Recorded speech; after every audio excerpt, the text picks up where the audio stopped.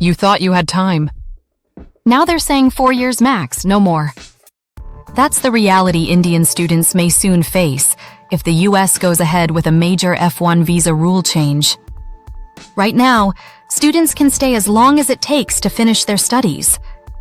Whether that's 3, 5, or even 7 years, as long as they remain enrolled and follow the rules. But under a new Department of Homeland Security proposal, the F-1 visa would come with a fixed stay, usually capped at 4 years. Once that period ends, you'd have to apply for an extension to keep studying, even if your degree isn't finished. For Indian students, this is a big deal. PhDs often take 5-7 years.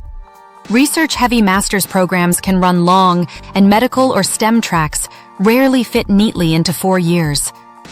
Even delays from research changes, illness, or internships could push you past the cap.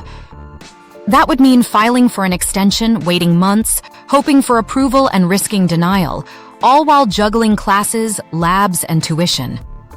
The stress is real. No automatic grace period, more legal fees, and universities scrambling to support students caught in limbo.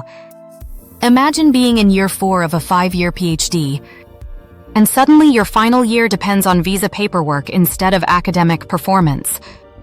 So what can you do? Choose programs wisely, keep every record that explains delays, stay in close touch with your international advisor, and never change or extend programs without understanding the visa impact. For now, this rule is just a proposal, but if it passes, it could reshape the US study experience for Indian students. Comment below, will 4 years be enough for your degree? And subscribe, because the next visa change could come before your next semester begins.